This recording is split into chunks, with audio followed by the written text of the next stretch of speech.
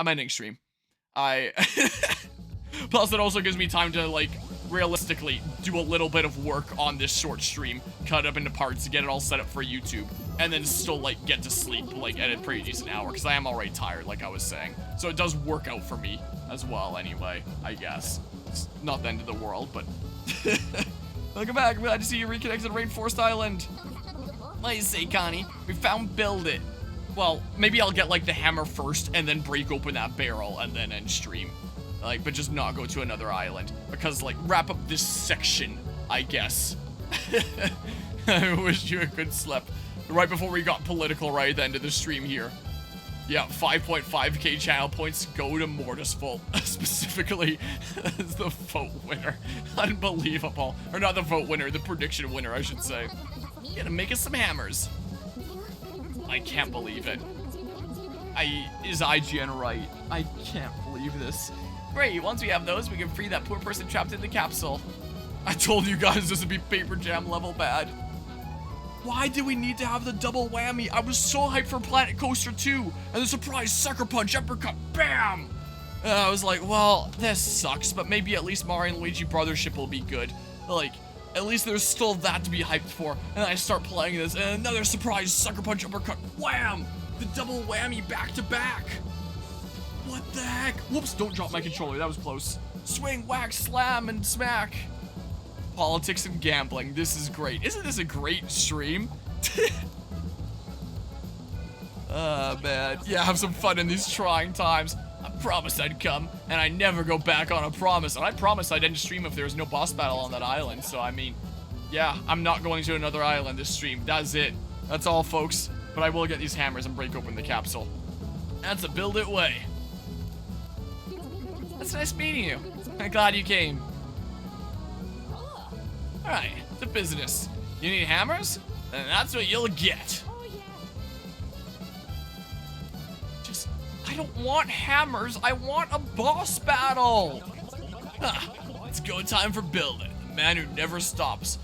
Maybe it's gonna be one of those games where it's like, every X amount of islands that I clear, some boss will come and face me on, like, the ship.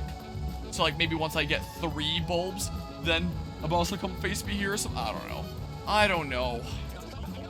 Gotta get psyched. Gotta get hyped.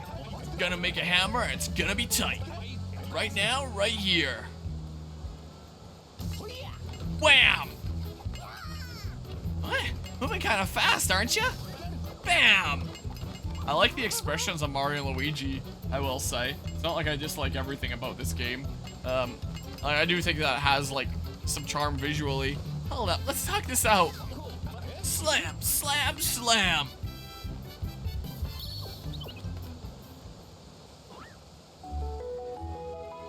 Wow. Never be hyped for anything? Yeah, at this point, honestly. I shouldn't have gotten my hopes up. Like, I should just play games and be pleasantly surprised. Like, when I saw Unicorn Overlord, I was like, oh, that looks kind of like a game that I get a kick out of. And then I basically did no research into it. Like, it was a surprise to me on playing it, that it was a real-time strategy game. Like, I went into it pretty blind, just being like, hey, that looks like a cool game that I would get a kick of. And I started playing it, and then I was like, holy crap, this game is amazing, I love this so much. And it was great. Maybe I just need to start treating every game like that. And I mean, I went into this game sort of like that as well. I mentioned at the beginning of this stream how I basically watched the reveal trailer, and all the gameplay that's been coming out in the months since, I've not watched, like, any of it. Like, I just came into this blind. Seeing, like, just, like, some headlines and little smidges of gameplay that would just, like, come up on a timeline from time to time. But not, like, really view them in depth, just seeing them surface level. And I didn't really know what to expect coming into this game, but, phew, I dreamed big and built bigger. They're powerfully powerful hammers. Oh, they're gone. Now go use them. You got hammers. Yeah, humor as a coping mechanism is all I fucking have anymore. I'm holding fucking tight. This is just a walking sim. Walking sim and baby's first RPG puzzles. Baby's first Mario and Luigi puzzles where Luigi just does his things for you instead of you having to actually control both bros. But it is. At least this game doesn't seemingly feel like Paper Jam, where it feels like a game that wishes it didn't exist. Is that what it feels like in Paper Jam? Hammers with terrible handles. Yeah, it looks like it's gonna snap immediately. Using hammers, press X for Mario and Y for Luigi. Okay, so all 4 of the face buttons are assigned then. Don't have to, like, switch toggle. That's at least more convenient. The one good control change. Use hammers to break crates or cracked rocks. You can also activate big switches with a hit. If you can smack an enemy outside of combat, you'll deal a first strike before combat starts. Hammers are also good for unstoppable foes. Yep. Mario, Luigi, the poor person at the beach needs our help. Yeah, let's go see who it is. Here emerges Fawful or Antasma. Or, I had someone else in the back of my mind. I forget who it is right now. Oh, yeah, I said the curse guy from Thousand Year Door. I don't think there would be overlap here, but the icon looks kind of like it. Lame. That really stung. I was expecting a little more care for my heroes. But it's behind us now. Where are we? I guess Fawful really is dead after Bowser's Inside Story. Big sad. Even if I wanted to end stream at this point, like, before doing the hammer stuff here, I don't think I could, because it's like, I haven't been given the option to save, so I mean, like, I have to go through this anyway. What? You were monitoring the sea when you were attacked? That's right. It was crazy. Wait, I haven't even given you my name yet, have I? You can call me Ark. Tracking the currents and lanes of the ocean is my life's work. Now, you'd be the guy to ask about drifting islands, eh? Aye, Captain. I'm an expert in the field. My name's Snoutlet. If Beaver Jam was a person, it would be the kind of guy who's constantly talking about his own death. It just really feels like a game that was forced to be made. Oh, it's a problem with save blocks, just unnecessary padding. Well, I mean, in games that you could save in the menu, you could still just not save in the middle of cutscenes, I would imagine. I've just been stuck in cutscenes since ending that one island anyway. And you'll be Mario and Luigi then. Nice to meet you. Well, my name's Build It. Show me how you shake. Whoa, that's sexual harassment. I'm Connie. I'm a botanist, sort of. Ah, the ones who look after the unit tree? Never met one before. Speaking of botanists reminds me of something. What was it? Oh, the Great Lighthouse. There's an ill wind blowing there. Oh, the Great Lighthouse? Does that mean there's a boss battle at that specific place? What? What's wrong with the Great Lighthouse? Oh, right, I forgot. Never told you about the Great Lighthouses, did we? So the Great Lighthouses is where there's boss battles. Oh, it's showing the screen again. Do you need a recap about how the world works? No, not this time. There are 4 giant lighthouses. They send Connectar from the unit tree throughout the land. Don't tell me there's only 4 boss battles in this game and then final boss. Total of 5. Everyone across the continent relied on it for our way of living. The Great Lighthouse's warm light helped Concordia thrive. There should have been a boss battle at the end of each island. Just for, like, something special and cool. Like, even if it's just, like, a big version of existing enemies that have, like, variations of those attacks that are now spicier. Just for something to engage you and make you go, like, whoa, this is crazier. And I'm being engaged in battle here and all that. I miss. That's why I saw at the Great Lighthouse. That's why what I saw at the Great Lighthouse was so alarming. When you fuck up a premise of Isekai Electrician Christmas Tree RPG this badly. Like, yeah, it's such an easy layup. Like, it's such a tried and true formula of Isekai Electrician Christmas Tree RPG. Like, how do you mess that up?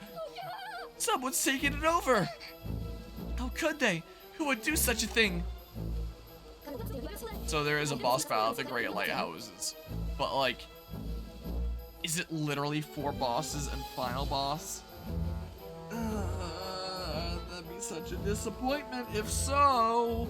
But I have no doubt that they're villains. Worse still, the Great Lighthouse's light was out. Something's very wrong. Where's this Great Lighthouse?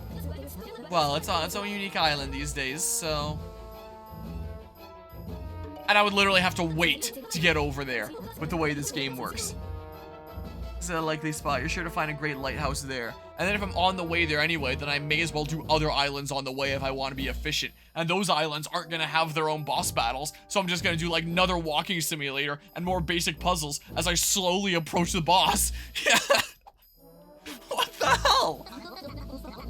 And I know how to work, I see. Going to the Great Lighthouse Island? That's a tremendous risk. Is this just Death Stranding? It sure sounds like it. You're doing it anyway? You seem pretty unshakable. Mario and Luigi have promised to help us. Giving you ads for, yeah, urban fantasy slop novels? What? We're going to make Concordia like it was. We're going to make Concordia great again. Okay, I'm sorry. Forget I said anything. I'm a little worried to hear the Great Lighthouse lost its light. We all relied on that light for guidance. If we can get the Great Lighthouse going again, I bet its light will show us the way we're supposed to go. Mario and Luigi are with us, so what could go wrong? Let's sail for the Great Lighthouse. If we can fix up Concordia, everything might return to the way it was, right? I've heard worse plans. So did they just combine Legend of Zelda Wind Waker with Death Stranding with Mario and Luigi? Super dumbed down version of Mario and Luigi? And like, I've been streaming for almost 2.5 hours and I still haven't unlocked a single bro attack. How does that work? I've heard worse plans. Aye aye, we'll set sail with that plan to guide our way. Everything I know about the ocean is at your disposal, Captain. Do you make your channel points back? Nope, there was no boss, which means I'm ending stream after these cutscenes are through. Great, should we head back to the plaza to talk it over? I thought we just did. There are no bro attacks. This is Final Fantasy 4 easy types. Well, we have bro points, so I assume there will be, and I've seen some previews of that. Someone took over a Great Lighthouse? Seems like this might have something to do with why Concordia broke apart. Big mystery. Oh, would it be certain levels? Like when I reach the shell rank there, maybe? Can I check in the menu? Because I know that there's like ranks in Mario and Luigi games where it's like shell rank, star rank, and usually that's not connected to bro attacks. So I'd assume that's not the case here. Maybe I redeemed the stupid glowy things for bro attacks or something. I don't know. Main story. Inside the capsule. Oh, it says like the level of the things. And I haven't completed this one yet, apparently. Challenges. Get 30 excellence with the hammer attack combo. 30 to go. So, did it say that these had to be in a single battle? Oh, I guess clearly not, because there's no way I got that in a single battle. That's just in general. Unlocked by advancing the main story. Win 100 battles without taking damage. Yeah, so basically like the achievements here. Beat 999 enemies. Stash bean DX, so there's still beans and stuff. It looks like it's still here. Yeah, I don't have any of these things yet. I don't think I'd have any better gear. I guess I'll get another accessory slot when I reach a certain rank or something here. These achievements suck. It's kind of like Xenoblade Chronicles 1 achievements. Is what it reminds me of a little bit. Which were not great. Oh, I can see all the rank up bonuses. There's 2 that are at level 43? Why would it not just be like at level 43, like when I get the unlock thing, it's like you got this bonus and this bonus. Why is it 2 separate tabs? Is that the game telling me that there's only 1 bonus at every rank except for 43 that uniquely has 2 bonuses? Oh, and I can see my different damage with like jump and hammer if I want to play into those. Yeah, you're done being nice to this game. Yeah, both this game and Planet Coaster 2. I was definitely pretty excited for. I was like, whoa, follow-up games to games that I really liked. This is gonna be awesome. But now playing this, I'm just, not super impressed. So the shape of the ship is like that. Because your quality is so bad, the sash looks like it says Itachi. What? Oh, just to break these thingamabobs now.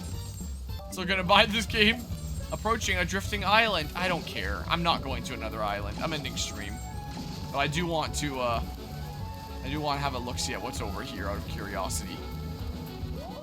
I guess I need, like, the bro ball thing that I know about because it's on the back of the game case. Well, and then this way was, water's flowing pretty fast there. What's over here? What's over here? Maybe it'll just be something later? There's nothing here right now. Maybe. Yeah, It'll salvage itself later. I do kind of like the art style, I will say, though. Like the, I don't know what to compare it to say it looks like. But it's kind of cool looking. I will give it that. Luigi, do things. It's not like I gotta do things with you. Or anything like that. Oh. Oh, I guess I need the bro ball there. Yeah. The animations are really good. The art style's pretty good. Yeah, I can agree with that. Where's the save block? Here it is. There, save. I'm 2 hours and 20 minutes into this game. There has not been a single boss battle. There has not been a single bro attack. It looks like the first boss battle is all the way over in the middle of bumblefuck nowhere that I need to go across this entire section of the world to get to, presumably, because it sure doesn't look like there's currents over this way that lead to it. So presumably, I'm gonna have to go down like this entire way and around to reach it, doing who knows how many more islands that also don't have boss battles. This is gonna be really boring, isn't it? Is what I'm worried about. Like, again, this game has yet to do something to, like, truly engage me.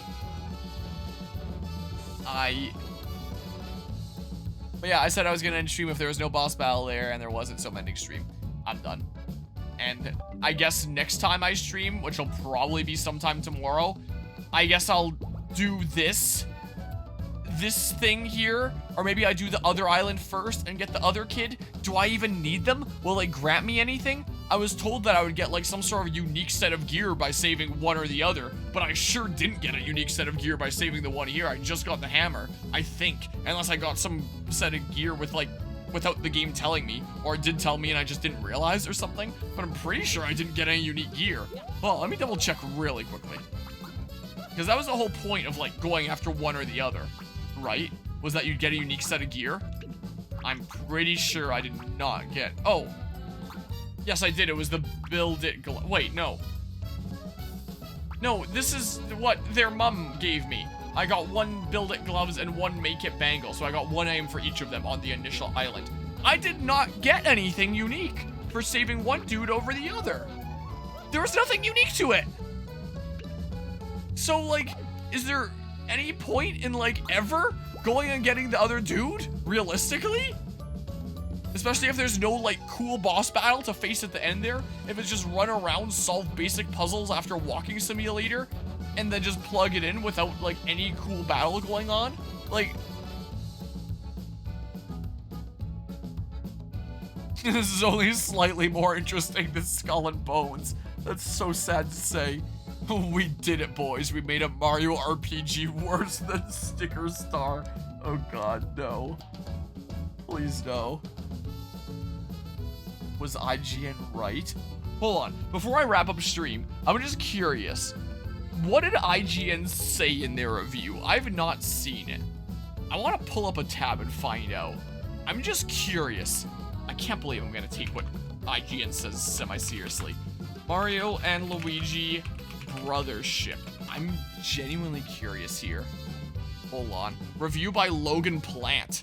Even though the ship here is literally like a big tree and plant. You didn't like the plant here, Logan Plant? A disappointing revival that misunderstands what made the Mario and Luigi series. Oh, God! I was trying to pause the video, not have him jump scare me. I swear I clicked pause. Yeah, this is what I'm feeling right now, is misunderstanding what made the Mario and Luigi series great.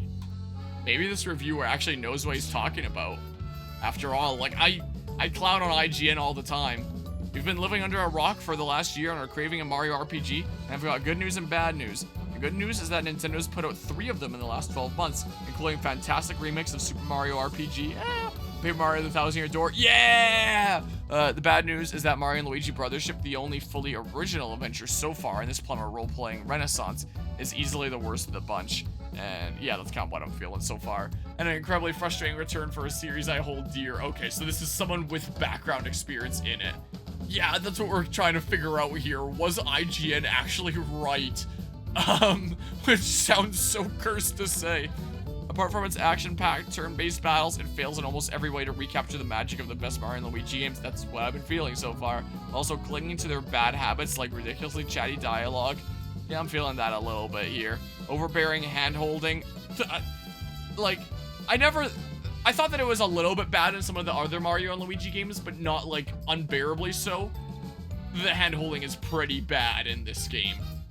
Like, the fact that I already got the rock there with the toad, and he throws the toad back, and it's like, figure out the thing that you need to get. And then I just need to grab the rock and put it into place anyway, and then throw the toad back. It's like, you don't have faith in me to have gotten the rock in the first place.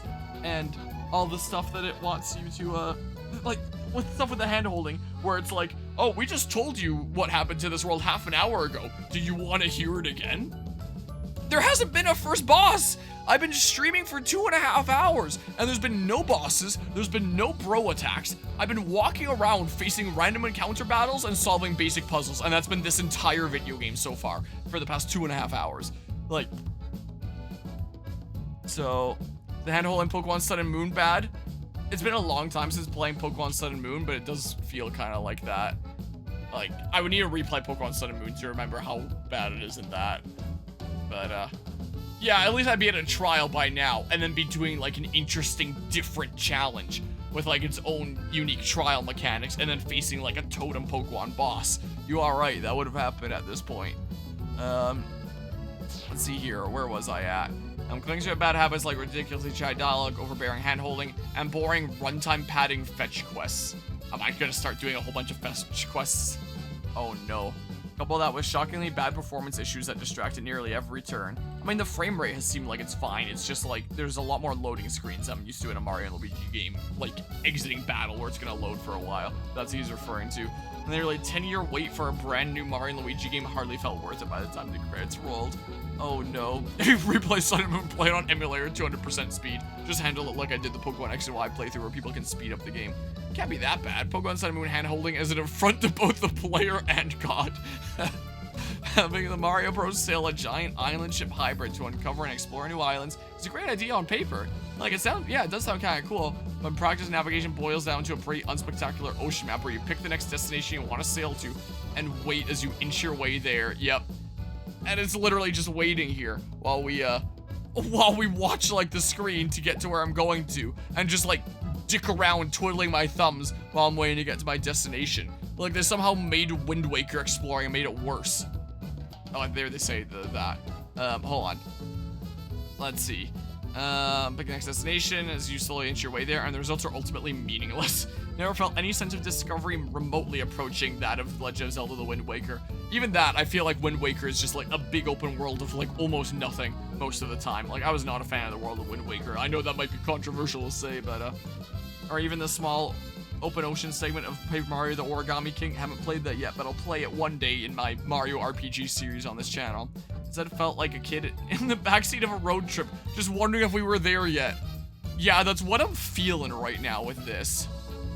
But yeah, the sailing is a mobile predatory timer. Yeah, if I want to get to this island, then I have to like set this to go that current, and then just literally dick around here, like checking my phone, like seeing if I have like any emails or something here, maybe watching a little bit of YouTube as the ship just slowly inches its way over to the island I actually want to get to. Like, it's ridiculous. And I just... If I close it, it still keeps on going in, like, the map that's up there. This game is apparently 50 hours long, by the way. So it's the longest Mario RPG game by far. I know that Guzmo was saying earlier that's about the length of Final Fantasy 16. But, like, holy crap. I wonder how much of that is literally just sitting here doing nothing, waiting to get to the island. How much of that 50 hours is actual gameplay? That's a good question. Speaking of kids, several choices in Brothership makes it feel like baby's first RPG. Yeah, that this term has been used a little bit in this stream. Probably will be for plenty of kids out there, so that isn't inherently a bad thing. But this is the rare game starring Mario that feels designed specifically for ages 6 to 12 rather than ages 6 to 66. Yeah, that's actually a good point. It's like so many of the Mario games are designed so that they can be enjoyed by like a vast audience is the idea, not just like specifically for kids, but for even adults like me to be able to come in and play and enjoy. Like when I played Mario and Luigi Partners in Time just a couple months ago. Like sure, I had some complaints about it, like the insane amount of HP that bosses had with them taking forever, like it was a little bit brutal there. But generally, I had fun with the game, and I can go into it and have fun with games like that as an adult because they're designed for like a vast audience, not just kids specifically, but it's a game that kids can still have fun with, the other Mario and Luigi titles. But I'm honestly agreeing with this IGN reviewer so far that it does feel like it is designed for younger kids rather than something that could appeal to like the people that would have played the Mario and Luigi games in the first place. Continue if you put the Switch into sleep mode? I doubt it. Like, it's not that slow. I don't think. Like, there, I passed that one junction there. So, I would assume it probably doesn't. Like, I can check. Hold on, let's make sure. Yeah, it changes turn there. I'm pretty sure it won't. Let's read a little bit more of the review. Now no music. Finally a good IGN review. And it's a 5 out of 10 on a game that I was actually looking forward to. Tutorials and dialogue are constantly holding your hand. For example, almost anytime you enter a new area, the camera slowly pans over to your objective and slowly pans back, followed by an excruciatingly long explanation from new assistant named Snoutlet. Basically spells out exactly what you need to do. The dialogue repeatedly reminds you of the overarching story and objective, and Brothership spends far too much of its already bloated 34-hour runtime. Okay, so 34 hours for IGN here. Actually getting through it faster than, like, that 50-hour estimate. Whoa, IGN reviewer that actually gets through things with some decent speed here. Refreshing the same tired notes. But even if it's 34 hours, that's still longer than, like, any of the Mario and Luigi games before this point. And I think according to how long to beat Final Fantasy 16 is, like, 38 hours, something like that. For reference, interestingly enough, for a comparison point that Guzma made earlier. Lost count of how many times new characters were shocked to learn Mario and Luigi were on a mission to reconnect all of Concordia's islands. Plus, the large font size means only roughly a dozen words tops can fit in a single dialogue bubble, so you're always mashing A to get to the next line of these unsufferably long scenes. I have never found myself agreeing with, like, an IGN review so much up until this point. Like, we'll see if there's things I disagree with. Maybe I'll have to revisit it after I've beaten the game. Okay, yeah, from a different dudo there, so it's not like a how long to beat thing yet. Probably wouldn't be like a how long to beat thingamabob yet of Mario and Luigi Brothership since it just came out. Whoops.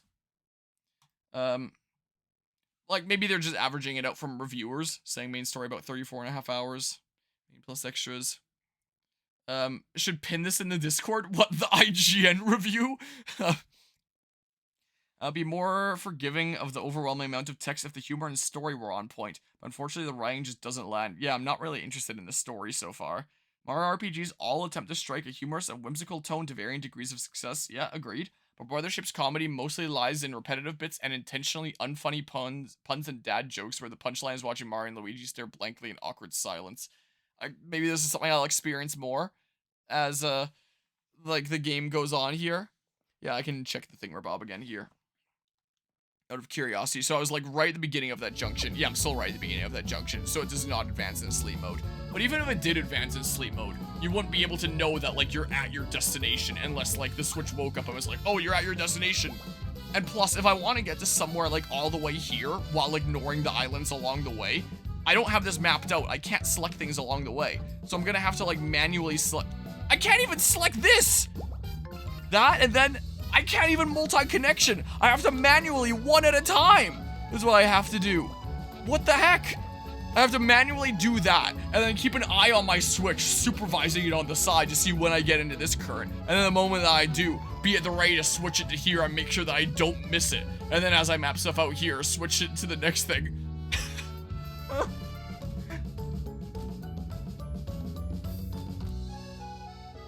Unbelievable. Snoutlet's primary joke is telling everyone he meets that he's definitely not a pig.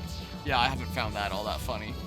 While the main villain's bit is not remembering anyone's name. Spoilers there, but, which is another unfunny joke that's beaten into the ground well before Brothership stops returning to it. Yeah, because that was like a joke with Bowser not knowing Luigi being, like, green guy.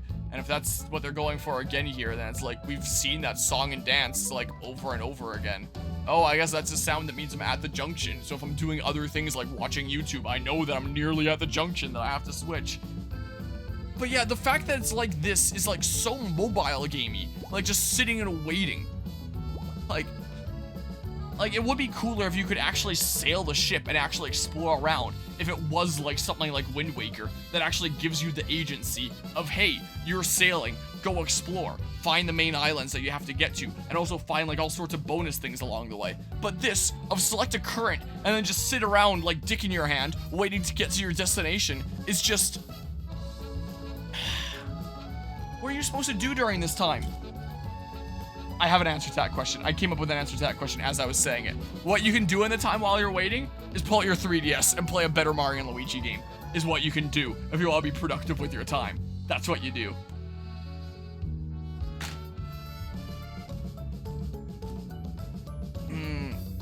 Wait, this isn't a boat game, this is a shit train game. Yeah, that's what it is.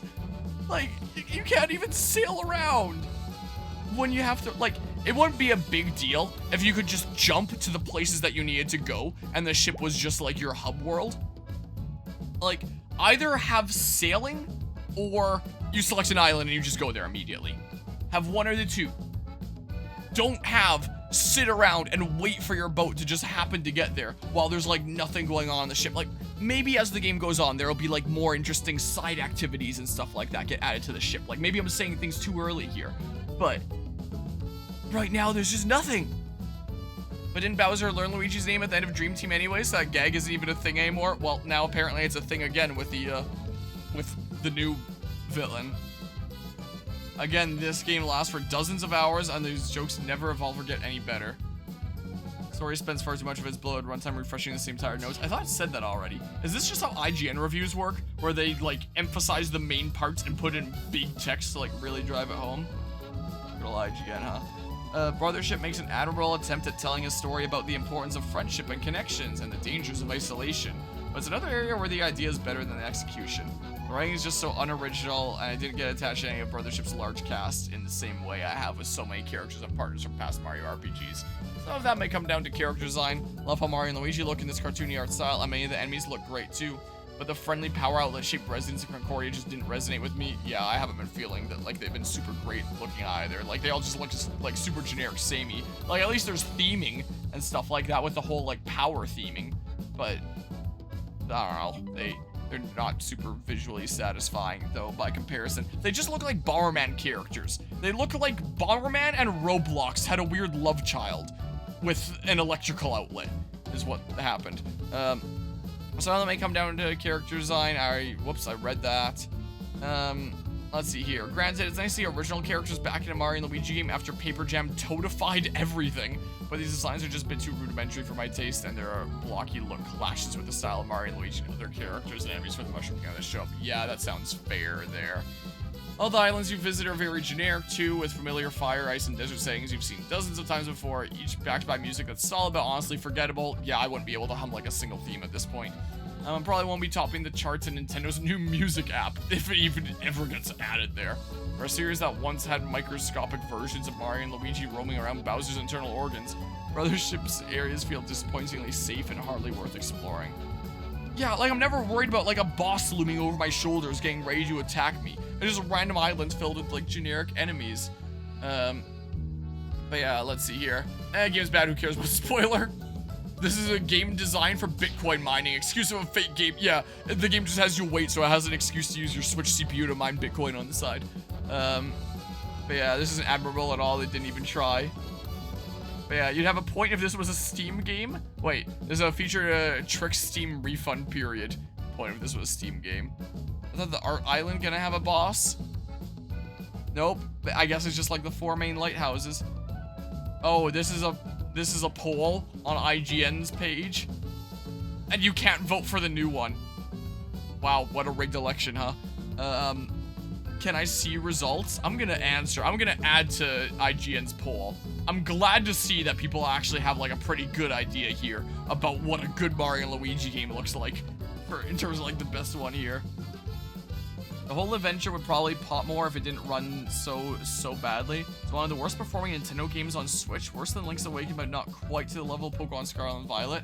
I haven't seen the frame rate dip all that much yet.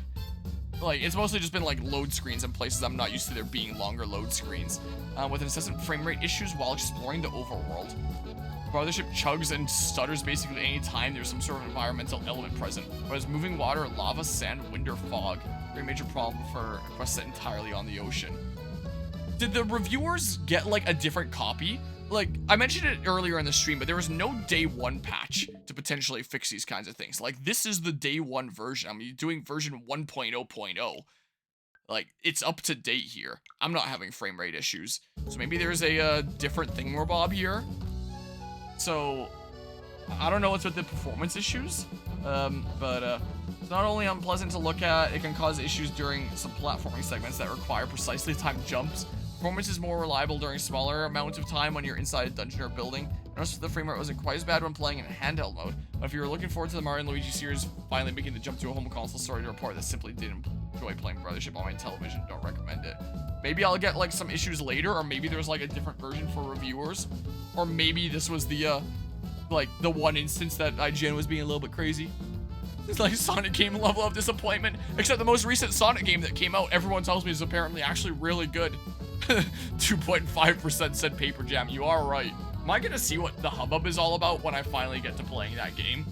Is it anything like Sticker Star in terms of disappointment and how it turned out? Because Sticker Star I have played. Like, that one I know in terms of bad Mario RPGs. Sometime when I'm through with doing this series I'm doing of playing like all the Mario RPGs on this channel, once I'm eventually done with them all, should I make like a tier list for every single Mario RPG? Because now I'm thinking about that. Luigi takes the L. Honestly, this is an insult to train games because this is the most on-rails boat I've seen. Yes, same here. As a longtime fan of this series, though, I would have been able to tolerate a lot of the technical roughness if it meant I was getting what I came for. Brothership isn't outright bad in a vacuum, but it's particularly disappointing because it fundamentally misunderstands the best elements of its own series, specifically in how it completely mishandles Luigi. In past Mario and Luigi adventures, Luigi follows right behind his older brother. Okay, so yeah, this is about like gameplay-wise. This is exactly the thing that I was talking about earlier. Luigi follows right behind his older brother, and you platform and solve puzzles with the two of them as a unit. A to jump as Mario and B to leap as Luigi. When they split up, you seamlessly swap back and forth between the two. In Brothership's overworld, though, Luigi feels more like an NPC ally than a second protagonist. He follows Mario at a disconnected, awkward distance. He can jump on his own without the press of a button. And, like, if you do press the button, then he'll sometimes, like, stay still. And he won't follow jumping over gaps with you if you're the one that hit the button. Only the AI can jump over the gaps, which is so dumb. Many puzzles revolve around simply ordering Luigi to automatically do something for you. This approach is no worse than follower characters in other RPGs, but it loses the unique style of previous games and feels so watered down as a result. That's exactly what I was saying earlier this stream. The odd thing is that certain areas seem like they were designed for the old style and are now rendered completely pointless. The worst instances are platforming segments where Mario needs to jump on the red platforms and Luigi follows suit on the green ones, like we saw earlier this stream. Once you move Mario where he needs to go, you just twiddle your thumbs as Luigi does his part automatically. Yep, that's exactly what I was talking about earlier this stream. There's no fun in watching half the puzzle get solved by a computer. Yep. Especially when this series was traditionally built on gameplay that made most of having two equal characters at your disposal. Yeah, exactly. There are even segments where he will actively work against you. What? Uh-oh. Like when you need to step on numbered panels in order, but Luigi baffingly doesn't wait to step on his number before you stepped on yours? This leads to completely contrived, unbelievable sequences where you need to beat out your own partner so he doesn't fail the puzzle for you both? What the fuck? I don't swear very often on stream. It's only if I'm like genuinely completely baffled at something, but genuinely what the fuck? Huh? And it's also honestly like really surprising that I swear as little as I do, considering my parents are both like sailors sometimes. But that's neither here nor there. Really? Oh god. I am not looking forward to that then.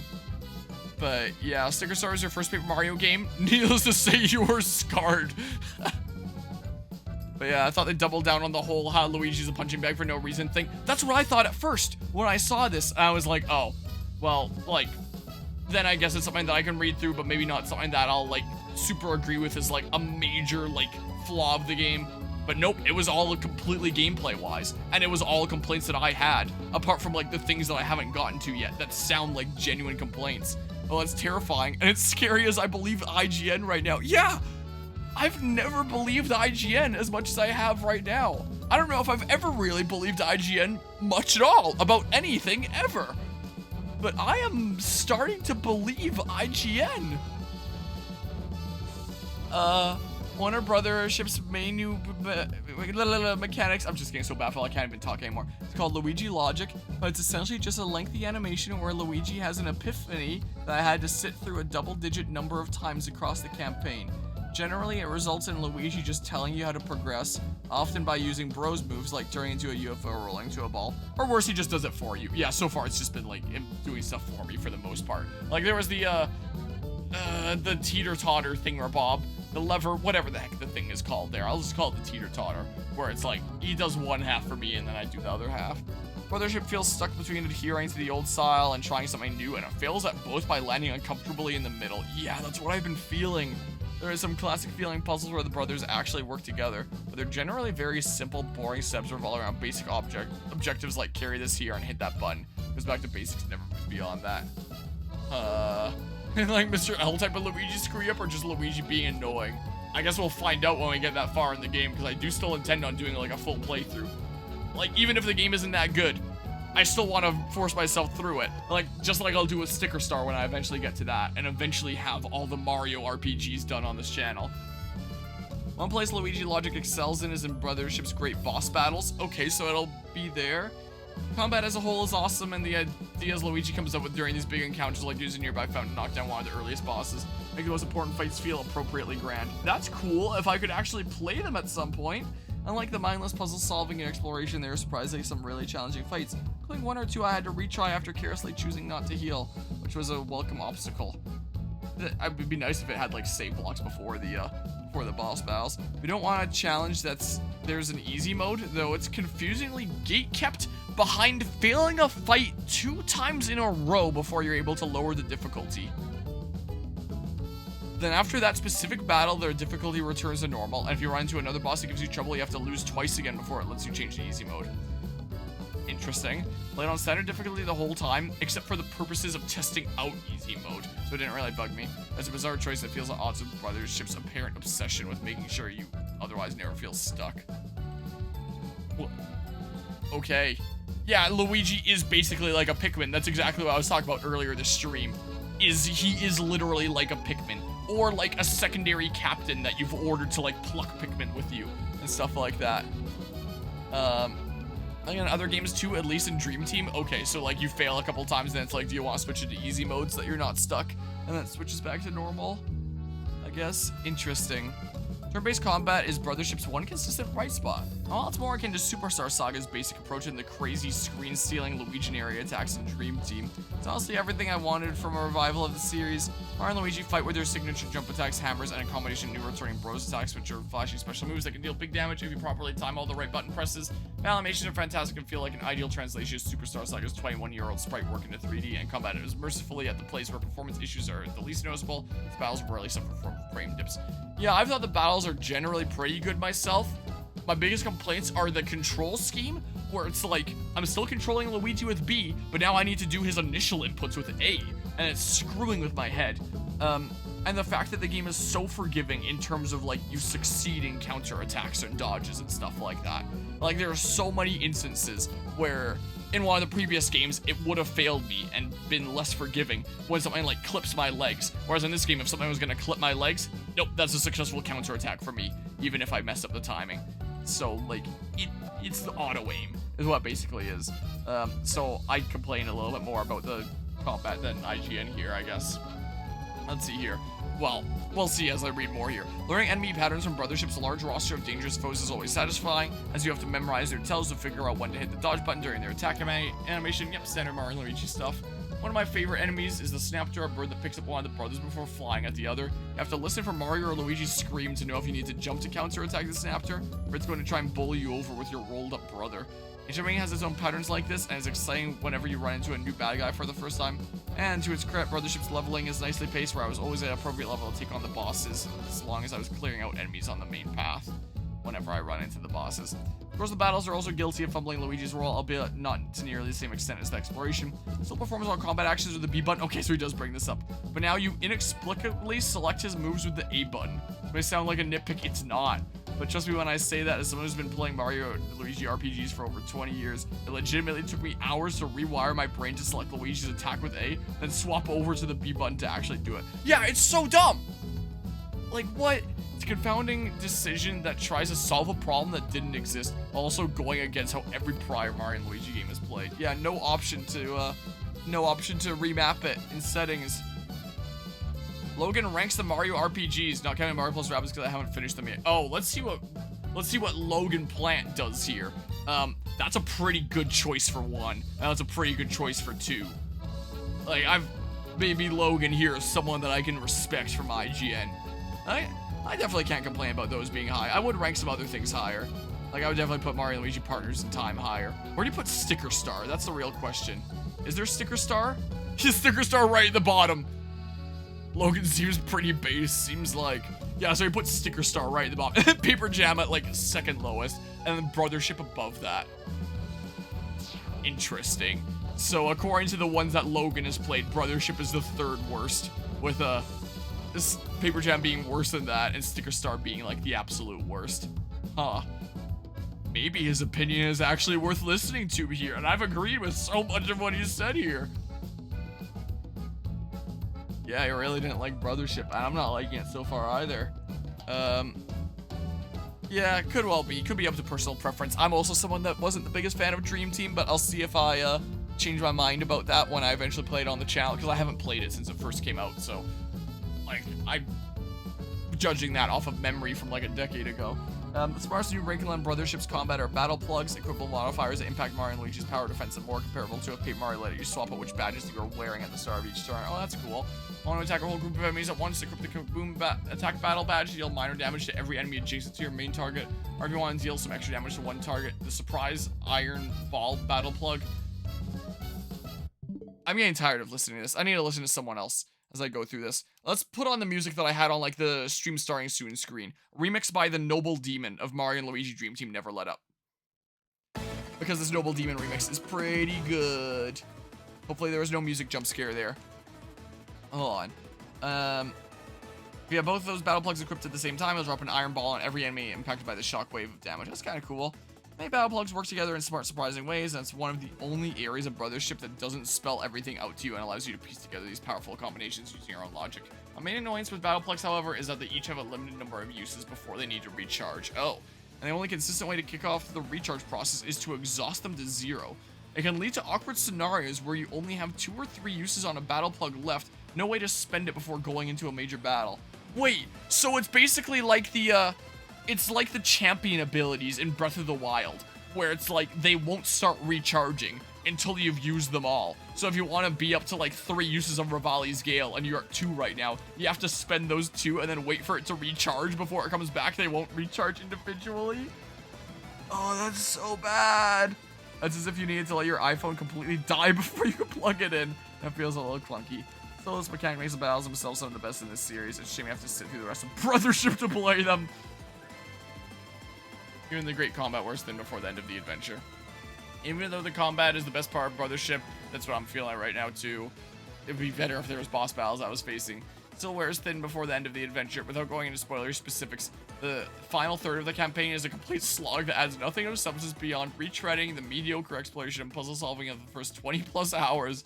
Brothership kept stringing me along and running in circles to the point where I felt like it was disrespecting my time. I would probably have been left with a much more positive impression as a whole if it ended at the 25-hour mark, because even the combat started to feel tired and repetitive as I was going through the motions trying to reach the conclusion. Yeah, like 20 to 25 hours feels like it should be the max length for a Mario and Luigi game. Like a medium length RPG where it's gonna take you a while, like there's some decent meat there, but it's not gonna take like forever. And I don't want a game like this to be taking like nearly 40 hours. Mario & Luigi Brothership is an incredibly disappointing return for an RPG series I've always loved. Apart from the combat, it fundamentally misunderstands its own past success and completely fumbles Luigi's role in puzzle-solving and exploration by making him more of a pain than a partner. The story is simplistic and unoriginal, its attempts at humor fall flat, the overly chatty writing holds your hand to a ridiculous degree. It's not a total disaster, as the excellent flashy turn-based battles are some of the best the series has ever had, but even those somehow manage to wear thin as the repetitive final act crawls across the finish line of this roughly 34-hour campaign. It suffers from surprisingly bad performance issues nearly the entire time.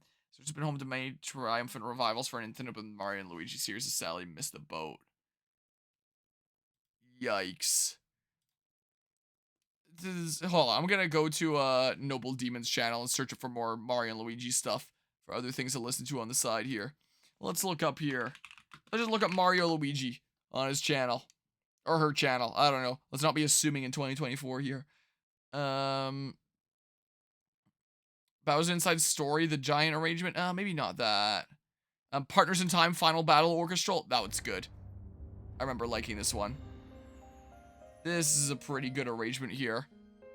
You know, it's funny. I'm pretty sure at the beginning of this stream, when it was mentioned to me that IGN gave this game a 5 out of 10, like, I don't remember exactly from 3 hours ago here, but I'm pretty sure 3 hours ago, I was like, oh, that's just IGN for you. Classic IGN things. You know how it be. But now here I am being like, perhaps I treated you too harshly. I don't remember here. I know someone had brought it up here. Like, I've literally become Thanos saying, perhaps I treated you too harshly. Well, come on, music. Go to the level that I want. Whoa. No. About there-ish. Is what I'm starting to feel here.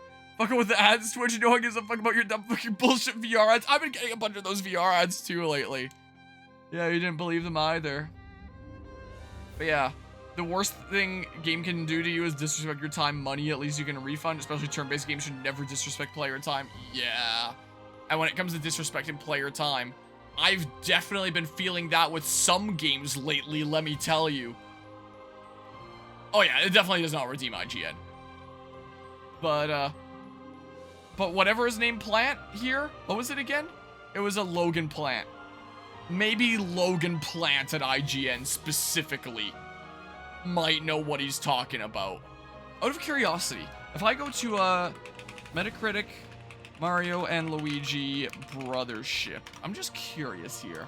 Mario and Luigi Brothership reviews, Metacritic. So, user score, yeah. So, 76 critic reviews.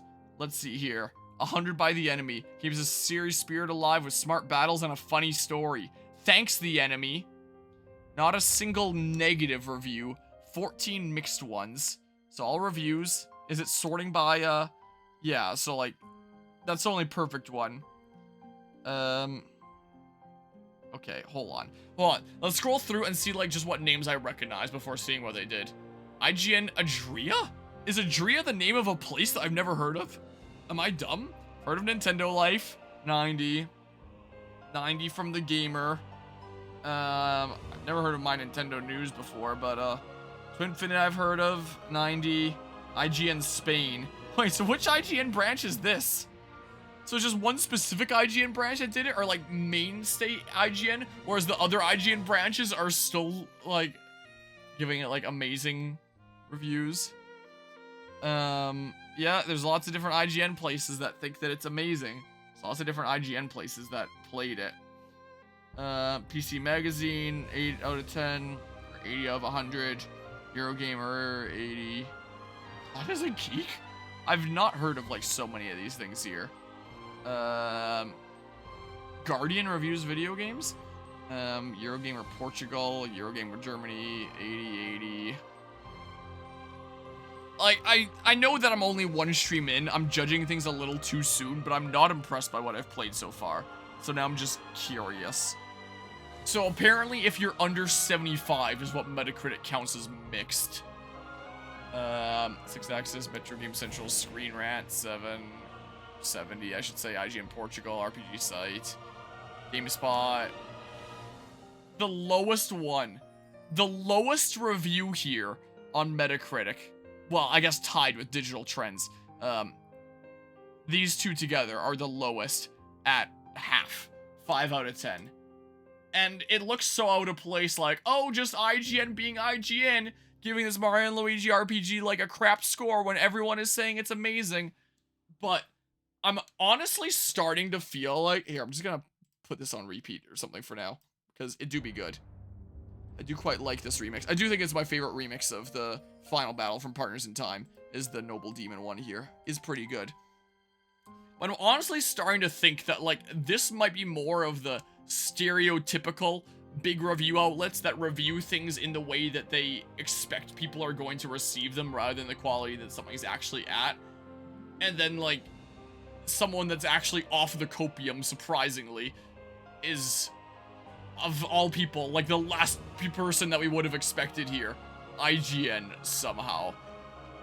Because I have never felt like I agreed more with an IGN review before this point. Like, Logan Plant spitting truth, it sure seems like. Like, if the entire game is like this, then I'm not looking forward to playing the rest of this game. Again, like, I shouldn't be putting, like, such judgment on it when I've only put in, like, 2.5 hour stream, and it's, like, a 35-hour game. And there's still so much more game to get through before I'm through with it. But one of the most important, to be fair, one of the most important parts of a game is the intro, like the first couple hours, to make sure that the player is hooked. And nothing has hooked me yet. And if the entire game is like this level of quality, I am not looking forward to it. Even a broken clock is right twice a day. Yeah, that's kind of what's going on here. But yeah, this review is the epitome of heartbreaking. The worst person you know has made a really good point. Yeah, that's what it feels like. Oh, man. Why is the IGN review the best one? Should we read the Digital Trends one really quickly? Use grading system as a rating system. Digital Trends. Oops. What? Oh, I just see, like, their reviews. Lowest critic score, Lord of the Rings Golem. Hold on. I'm curious here, then. Digital Trends, Mario and Luigi Brothership. I'm curious here. Prepare to be divided. Earlier this year, I revisited Paper Mario: The Thousand-Year Door for the first time in 2 decades. I remember loving it as a kid, but it had been long enough that I couldn't exactly tell you why it stuck with me at the time more than any other Mario RPG. I also think I hit the home button, but I didn't actually put my Switch to sleep mode. I can put it to sleep mode. I'm not going to be doing anything more. I remember loving it as a kid, but it had been long enough that I couldn't exactly tell you why it stuck with me at the time more than any other Mario RPG since. All came flooding back to me as soon as I played Nintendo's excellent remake. I really enjoyed it too. I fell in love with its elegant battle system once again, laughed at all the same jokes that cracked me up in high school, and even found greater emotional depth in companions like Vivian that I hadn't clocked at the time. Any hunch that I had that maybe it was just something I liked as a kid was dispelled, and it maintains the loyal fan base it still enjoys today for a reason. Yeah, Thousand-Year Door is a really good game. Those highs make the lows of Mario and Luigi Brothership feel that much lower. The first original entry from the RPG series in 9 years, and the first without its creator, Alpha Dream, looks a lot like the series and spin-offs it was born from on paper. It's a colorful journey filled with button timing combat, eccentric characters, and a grand narrative grounded in relevant social commentary. What? I guess that's just about, like, the lessons that it tells of, like, isolationism and needing to rely on others is what it means by social commentary. I hear social commentary, and I think, like, I usually think, like, more political kind of topics. Like something you'd see in a game like Persona 5. That's more about, like, the way the world's run. But, I guess things like, individualism / relying on others is a social commentary as well. Then why did, no space, nice. Why did the adventure hardly get a giggle out of me as I trudged through repetitive battles and endured endless mini-games? Were games I love like Bowser Inside Story always like this? Okay, another good game being cited there as another person that likes the good games here. Always like this, or had I just grown out of them? Judging by my renewed love of the Thousand-Year Door, I don't believe that's the case. Only 2 Italians have changed here, and I'm not one of them. You tell them, Giovanni. Mario and Luigi Brothership put some creative new spins on old formula to make for the duo's biggest RPG to date. Though for all its inventive combat tweaks, would it be the biggest RPG to date? Mario Plus Rabbids Sparks of Hope was pretty big. Inventive combat tweaks, Brothership find the series straying even further away from God.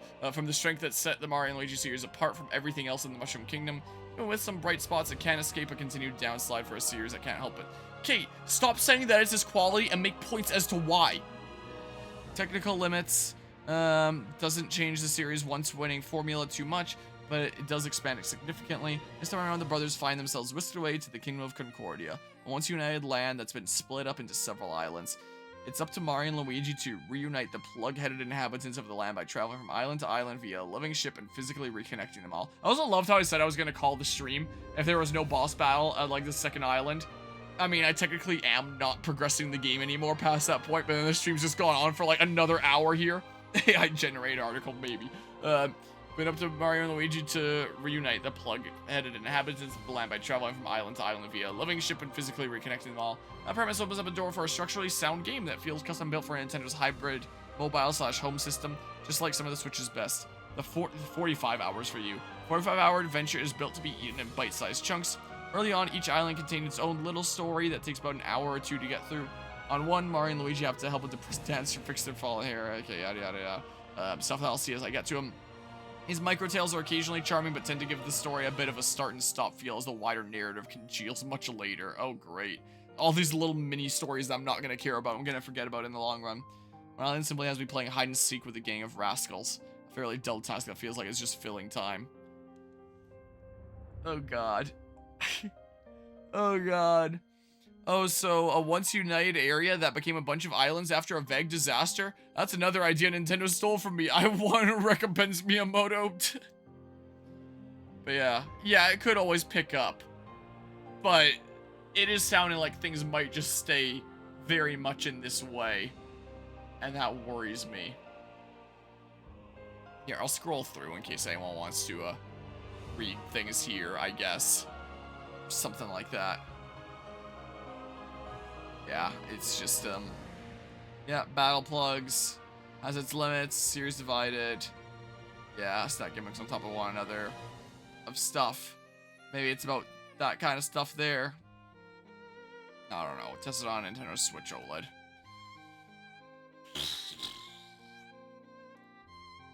But yeah, I am definitely starting to think that Logan Plant might have been spitting facts here. Might well have been the case. Posted at 5 a.m. I assume not his time. Most likely. Logan J. Plant. I wonder if I should have a listen to, like, the video review after the stream is done, just out of curiosity. Like, I'm sure it's just like this is the script. But yeah. I'm starting to think that maybe Logan Plant might be the one shining beacon within the cesspool of IGN here. This is what I'm starting to think. Imagine Logan Plant hears of this one day and is like, wow, some random guy on the internet thought that I was good when IGN sucks. Thanks, random guy I've never heard of. Upgrade to Plus, no ads, unlimited game maps, free games, discounts, and more. No thanks, IGN. I think I'm good. Yeah, I really don't want to be that guy that gets like 2 hours in and then just decides, this is all awful, this sucks. But being 2 hours in and starting to think, huh, this isn't great. Was IGN right? And then reading it here, and then it has all the same complaints that I already had, plus more of stuff that I've yet to get to. And it's like, oh, that's extremely worrisome. Yeah, I'm scared. I'll get through this game. Applewoods moment, yeah. I'll probably stream more of it tomorrow since it's like a new release and I plan on streaming a whole bunch of it. I was initially planning on doing the same with Planet Coaster 2, but it's just like so bugged out and unplayable right now that I feel like I'm gonna wait for it to be patched before I continue playing that. Like, is it still mixed here? Yep. That's not a great look. What does it say here? 60% positive, 40% negative. Jeebus. Compare this to Planet Coaster 1 here, which is just like super easily very positive. Yeah, 91% in the last 30 days are positive. All time, 91% are positive. And Planet Coaster 2 launches, and it's got mixed reviews on Steam. Yeah, that's not a great look there. So I feel like I'm probably gonna wait for that game to get patched before I play it more. But this game is gonna be the way that it is.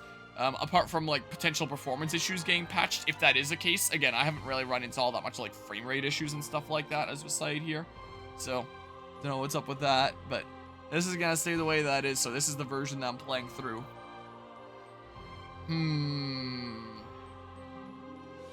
Well, we'll see. I'll get through this video game. I'm sure it'll be just fantastic. Just you wait. But I am worried. Man, why did I have to get the double whammy of I'm so excited for Planet Coaster 2, I'm so excited for Mario and Luigi Brothership, and these are what I'm hit with. And maybe it'll surprise me. Maybe IGN was wrong. Maybe the universe is the way that it should be and IGN is wrong. But I'm very, very afraid that they're not. Some of those negative reviews on Steam could have been deleted because Steam does sometimes delete negative reviews to keep the like to dislike ratio at an acceptable level. Oh, geez. I was not aware of that. Huh. Well, so you're saying there could be even more negative reviews for Planet Coaster 2 than 40%, which I wouldn't be surprised because I'm playing Planet Coaster 2. It's not great right now. It's a bit of a mess. But yeah. Yeah, it looks like there is a video review. I might check it out after the stream is done, out of curiosity. It is probably just like the same script anyway. But yeah, I'm probably gonna stream more of this game tomorrow, most likely, because new release. So we'll see what it's like here tomorrow, I guess, as I get more into it. And yeah, I'm gonna head out of here for now. I'll do a little bit of work on this stream, and then I'm gonna go to bed, I think. I'm gonna stop review by them. Sometimes regular negatives get caught in the crossfire. Yeah, that sounds not too surprising there. Yeah, I'll do some work on this, and then I'm going to bed. And then I'll play some more of this tomorrow when I feel like it. And hey, maybe it'll turn around. We'll probably play, like, the first boss tomorrow. And I'll be like, whoa, boss battles, so cool. I can't wait. The review video got dislike bombed. I think maybe people went in judging IGN a little too harshly with the assumption that it's IGN and they just left a negative review on something that is easily a good game, whereas Logan Plant here might actually know what he's talking about. 2.3K versus 6K. If I play through this game and it's everything as IGN said here, then I'm going to personally go to that video and leave a like. Mark my words. Can't believe I've said this about IGN. But I'm out of here for now. So see ya.